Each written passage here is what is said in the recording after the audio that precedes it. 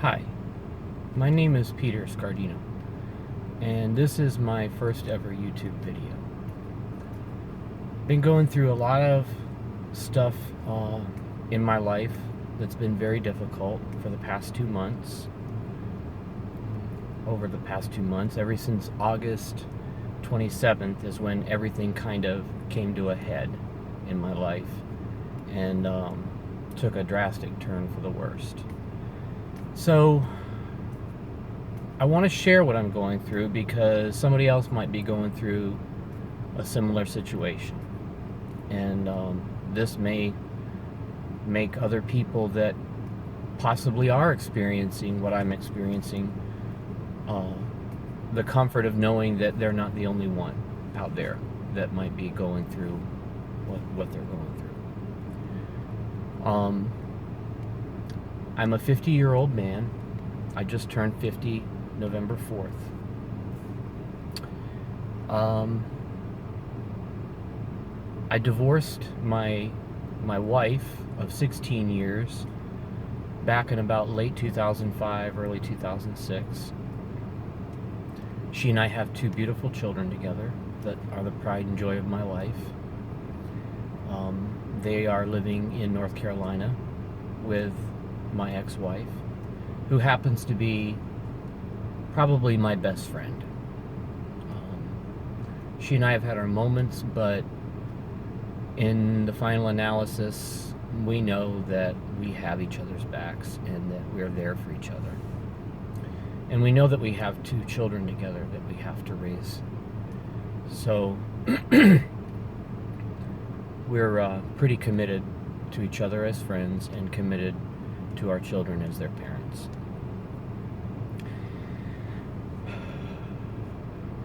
Back in about November of 2012, a nearly year relationship that I had came to an end. And incidentally, I came out of the closet when I was 38 years old. And that's the main reason why I separated and divorced from my wife. That's a whole nother story, and maybe sometime I'll do a YouTube video about that. But I had a partner for nearly a year that I dated for a while and then lived with. And to make a very long story short, he ended up breaking my heart. He ended up breaking the relationship off right before Thanksgiving of 2012.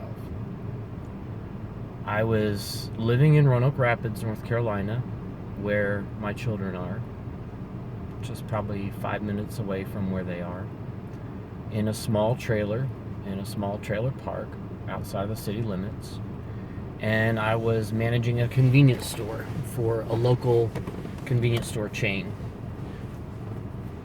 I had worked for that company for a number of years. I had worked very hard for them.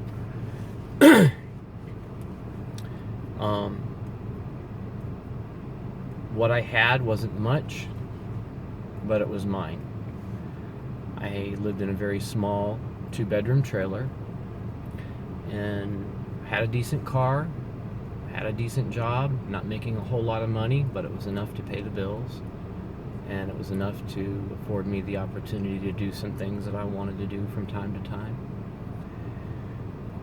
And after this breakup that I had with this guy, who I am now friends with, very good friends with,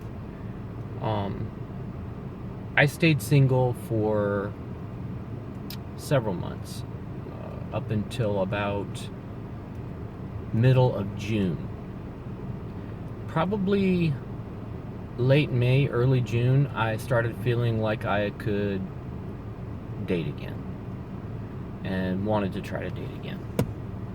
So I posted a miscellaneous romance ad on Craigslist, and I listed all the things that I was looking for in a partner, in a mate. Some of those things were compatibility, passion, romance, love, integrity, monogamy, all kinds of characteristics that I felt that I was looking for. Honesty was another one of the characteristics. And I listed some physical attributes that I tend to be more attracted to. And I put at the bottom of the ad, for anybody who wanted to respond, to put open to possibilities to weed out spam. So I had maybe a couple of responses to that ad that I wasn't really interested in, and they weren't what I was looking for.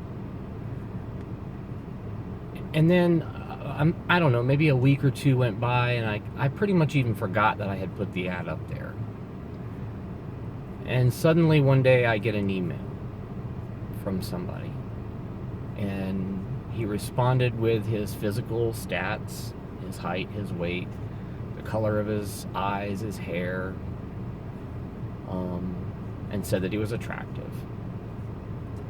So I responded back and asked some questions about him, and we exchanged pictures with each other, and come to find out that he was from the town that I was living in, but he was currently living in Raleigh, North Carolina, but he was born and raised in Roanoke Rapids, where I was living.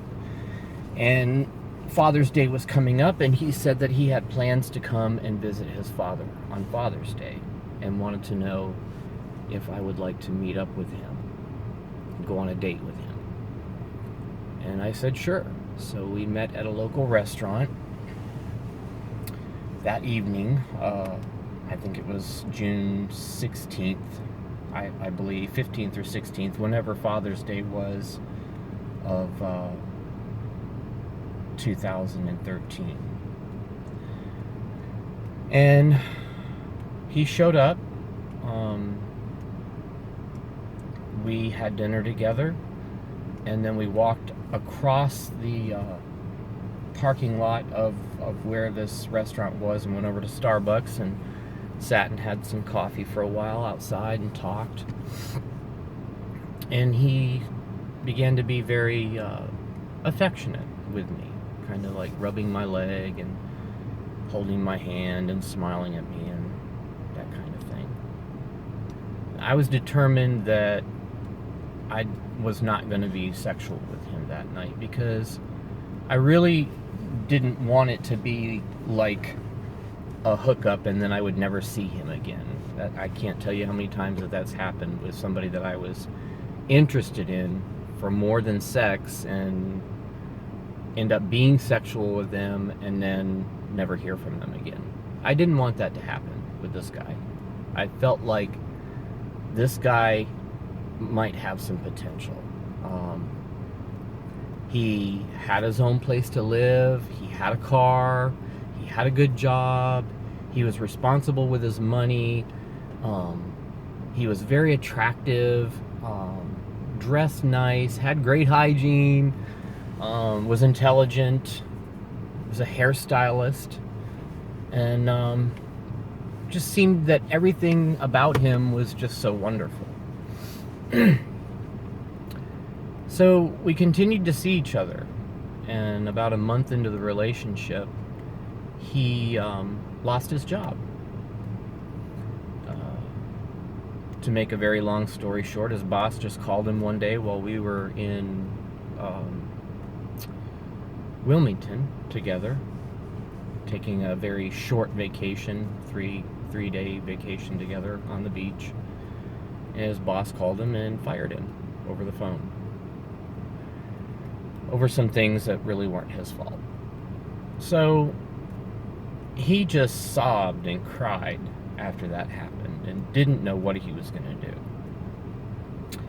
He didn't know how he was going to pay his rent, his utilities, his car payment, and all of this without a job, obviously.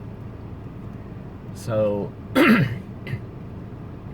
I knew that I cared a lot about him, and I knew that I wanted to pursue a relationship with him. So I told him, don't worry. I took him in my arms and I held him and I hugged him and I tried to comfort him, and I said, everything is going to be all right. I said, you can come and stay with me and look for work, and I will do everything I can to help you until you find work. Financially, I'll do everything I can to help you. So he did that. We went and broke the lease at his apartment and moved his stuff from Raleigh back to his hometown in the town that I lived in Roanoke Rapids. And things in the beginning were just, I can't begin to describe to you how happy I was and how happy he seemed to be. He was a great guy. He was great with horticulture. He loved plants. He loved flowers. He loved trees. He knew just about everything there was to know about plants and trees and flowers, and you ask him anything and he could tell you, and he could tell you more than you could imagine somebody might know about all that stuff. It was pretty fascinating, the amount of knowledge that he had about those things. And he planted some of the most beautiful flowers and plants and trees around the trailer that we lived in, and I just never met anybody with such a green thumb. Any plants that we had inside the house or outside the house just thrived, just beautiful, just really begin to make my house a home. He decorated the place. We painted the place together inside. We got furniture, decent furniture for the trailer. And we just really made it a cozy little place to live, and we were happy there together. Except for the fact that it was very small, and it was fine for one person, but it was beginning to be a little too small for two people. So we started talking about moving out. But before we moved out, probably, I don't know, maybe not even a year into the relationship, I'm pretty sure it wasn't even a year into the relationship, he led me outside one evening, one night, and pointed out that the moon was full and that the stars were shining in the sky and how beautiful it was, and it was. And he knelt in front of me and he asked me to marry him. And I called his name and I said to him, I'm really flattered that you want to make that kind of a commitment to me, that you want to spend the rest of your life with me, or at least the rest of my life. He's now 29, almost 30. His birthday is November 14th. Mine's November 4th. He'll be 30 this year. So there's a 20-year difference between the two of us. And he never seemed to think that that was a problem, and I probably had more of a problem with the age difference than he did, or at least that's what I thought. So I told him that after we'd been together for a year, and after they legalized it in North Carolina, at the time it wasn't legal for same-sex marriage. And honestly, I didn't know. I really didn't even think that they would ever legalize it in North Carolina. I said, but let's wait and see what happens with the legalization of same-sex marriage. But at least let's wait until we've been together for a year before we talk about marriage. So they legalized it in North Carolina, and we'd been together for over a year, and he decided again to ask me to marry him. And this time he went and bought rings, and we went to the courthouse together with two of our best friends that decided that they would be witnesses for our wedding. We went to a magistrate at the courthouse, and we got married on November 10th of 2014. And shortly after we got married, or actually before we got married, we moved into a larger place in the same town. It was a larger trailer in a neighborhood and not a trailer park, much larger trailer with 2 decent-sized bedrooms, 2 bathrooms, living room, dining area, and kitchen. Very nice place. It was really what we needed. So we stayed there together, and things started happening in the relationship that were making me unhappy. And I think that we're making him unhappy. My husband used to give his phone number out to some of the male clients. Well, not just male clients, but clients in general, but also to male clients, and some of them attractive male clients of his in his cosmetology business where he cut hair. And one night he came home, and one of those clients was sending him text messages. And the text messages were sexual in nature and describing what he would like to do with my husband. And my husband shared those text messages with me. And he seemed to be very intrigued, and he thought that this was somebody that was very attractive that he cut hair for. Turns out that the guy was not who he thought it was, but he was still very intrigued by it, and we talked about it, and we decided to invite him over to be sexual with both of us. Threesomes are something that I had done in a previous relationship and that he had done in a previous relationship, and when we got together we decided that was not something that we wanted to do, or at least that's what we told each other. Turns out that really that's what he did want to do, and I agreed to it. And part of the reason why I agreed to do that was because I had a gut feeling that my husband would cheat on me if he had the opportunity. And that feeling was a nagging feeling. I've always been very, very intuitive. Ever since I was very little, I've always been ultra sensitive to other people's feelings and the energy that's around me. And just intuitive and insightful into what's going on without even seeing what's going on with my own eyes. Call it instinct, call it intuition, call it whatever you want. I have it. And sometimes it's a blessing and sometimes it's a curse. Well, I kept having this nagging feeling in my heart that my husband would cheat. And I had to check that feeling out. So I did something that I regret doing. I downloaded an app on my phone that gave me a phony phone number, and I downloaded some pictures off the internet of a guy that I knew that he would be attracted to.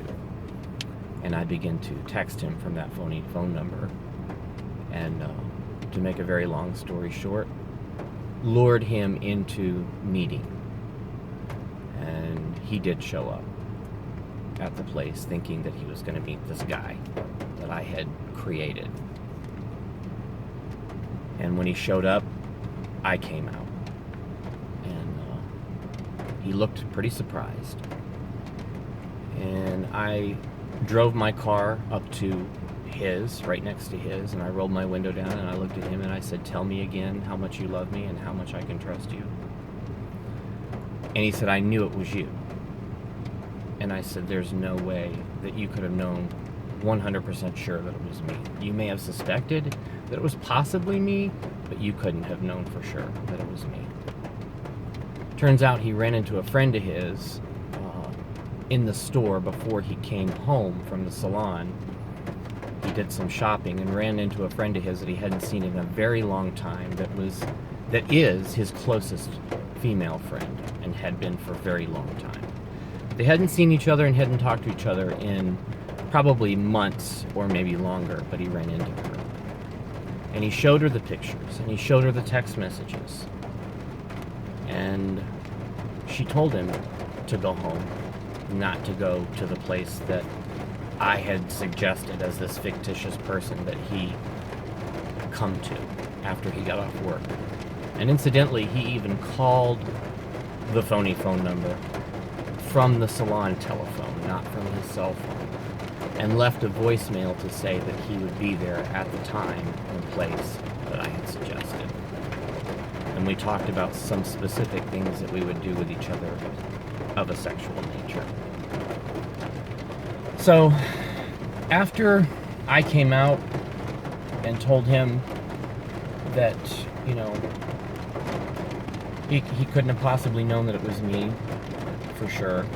I told him that I was going to go back to work because I was on my lunch break during all of this, and that when I got off work that we would talk about it. So when I got home, we talked about it. And at first he denied, thinking that this was a real person, and just insisted that he knew that it was me. And then it went from that to acknowledging that he thought that it could possibly be a real person, but that he wasn't intending to be sexual. He wasn't intending to go through with anything of a sexual nature with the person. He just wanted to see who it was. And it went from that to him admitting that he fully intended to be sexual with this person if they were real. So, and that was pretty much the way he dealt with anything that he was caught doing that he shouldn't have been doing, or when he was wrong. He hated to admit he was wrong, and he usually denied everything and minimized it, and then finally he would own up to it. So I decided that because I lured him into this, that it was partly my responsibility and partly my fault. So I forgave him, and we decided that we would work things out and stay together. He said that it would never happen again. And after that, he told me if I had a nickel for every time he told me that he would never cheat on me and that I would never have to worry about him cheating on me, and that he would be with me by my side for the rest of my life, and that he wasn't going anywhere, and that I was the man of his dreams, and that I didn't have to worry about him hurting me. And he would say from time to time, "You're so worried that I'm going to hurt you. You don't have to worry that I'm going to hurt you. I'm not going to do anything to hurt you. I know I made a mistake, and I'm sorry for that, and it'll never happen again. And I love you more now than I ever have." He said these things right up to the end of our relationship.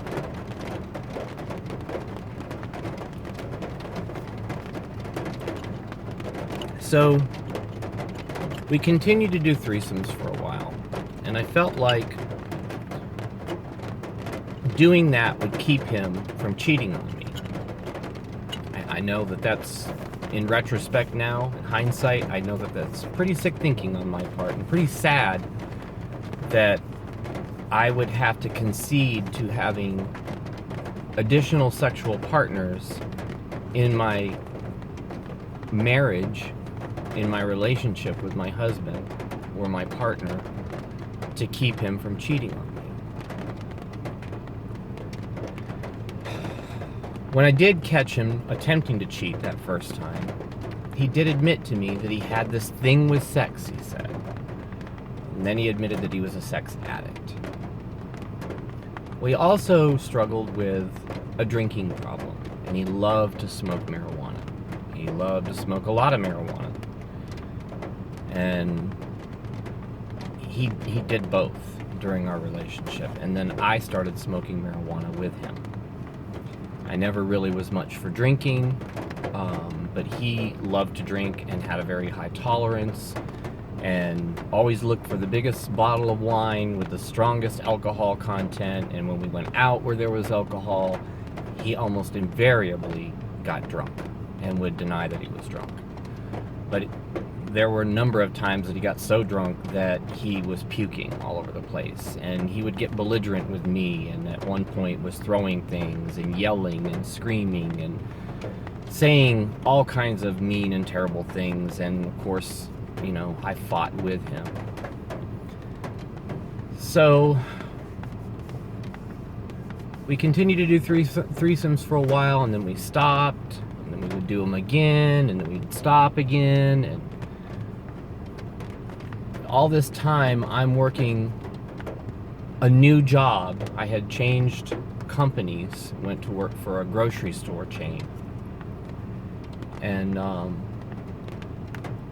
worked in this one particular role for about 8 months. And I was miserable in that role, and I really wanted to be a customer service manager for this company to begin with. And I expressed that to my manager and told him that I'd like to start looking for a CSM position with the company, and so I did. And I got a call from a manager at a store in Rocky Mount for an interview, and I went for the interview, and she hired me for the CSM role. And so we decided to move to Rocky Mount, which was probably about 42 minutes away from Roanoke Rapids. We moved into an apartment complex, and it was just 5 minutes away from where I worked, and it meant that my husband had to commute, but he didn't mind the commute to the salon where he worked in Roanoke Rapids. So, moving, changing roles, knowing that there were problems in my marriage, all created a great deal of stress on me. Things were not going well with the new role and with my new manager. I won't go into all the details of that, but it was extremely, extremely stressful for me. I've always suffered from depression and anxiety, and up to that point had not had to take any medication for my depression for 11 years, but got so depressed and so anxious that I had to get medicated. Started taking Wellbutrin. But the Wellbutrin wasn't doing what it was supposed to be doing, and the stress just continued to get worse in my marriage and in my job, to the point where I got so depressed that I started thinking of suicide, and I ended up in the hospital in Rocky Mount. And I stayed in the hospital for about 5 days. And when I came out of the hospital, I went back to work for about a week, and I was off for 2 days. The last day that I was off, that evening, my husband and I had an argument. And we went to bed angry with each other. And when I woke up that next morning, I was crying. I guess because I knew in my heart that things were coming to an end. And it was very painful for me because I love him deeply. So I turned to him and I asked him to make love to me. And he had sex with me, but he was not making love to me. And this was something that had been going on with he and I for months. Even before we moved to Rocky Mount, I could tell that there was something different in the dynamics of our relationship. There was something different about our sex. It wasn't that we were having less sex, we were having probably more sex. But it was very mechanical on his part, and it was not filled with the passion that it used to be filled with, and the lust that there used to be. It was almost as if he was doing it out of duty, and it was just a sexual act. There was no connection. I felt him disconnecting from me even before we moved to Rocky Mount. And I kept trying to talk to him about that. I kept saying to him, something's different in our relationship. Something's different about you. You've changed. You don't act the same way. You're disconnecting from me emotionally, I feel. And he kept telling me, I don't know what you're talking about. I love you more now than I ever have.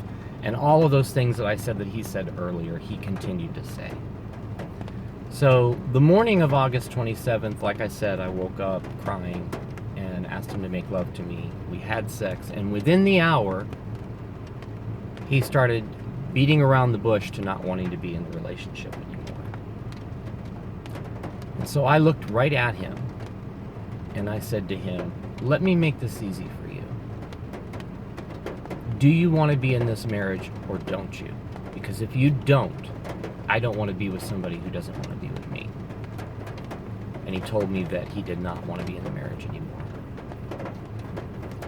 He didn't know this, but probably a day or two before, I had called my mother and said that I think that my husband and I might be going our separate ways, and I might need to come home. And she said that that would be fine if I needed to come home. So I asked him how long he'd been feeling this way, and he said probably for the past 6 months, which was about the amount of time that we'd lived in Rocky Mount together. So I got up and I started packing my things, but before I started packing my things, I went out on the patio and I called my mom, and I told my mom I need to come home. And she said, honey, come home.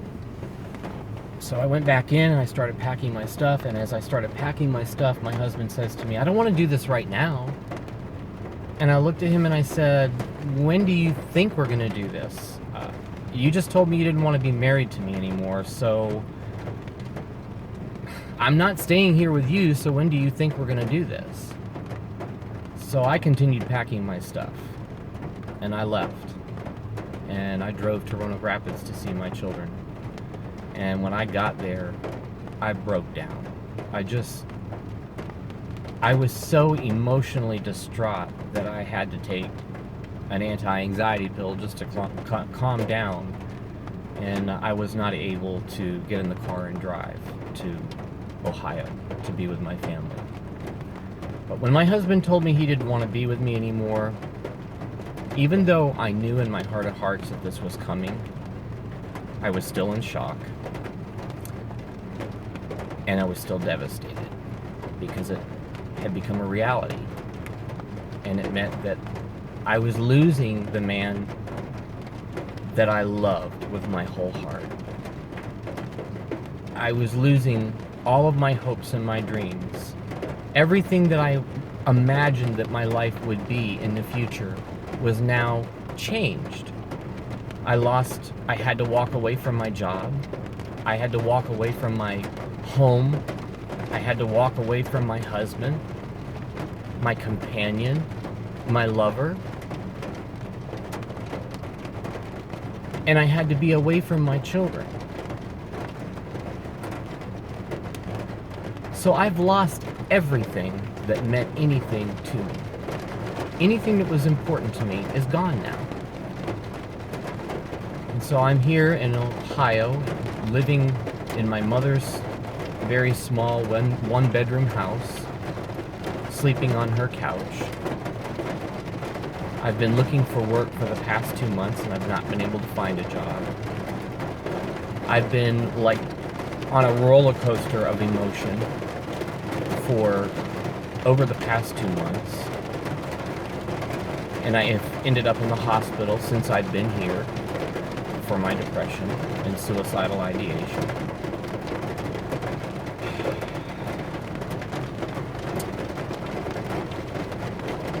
And 2 months after we separated, we had a very long conversation.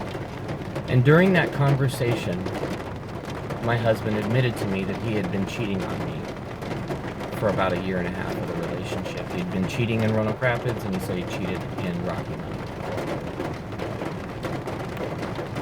And although that was very hard for me to hear, I was glad that he was finally being honest with me.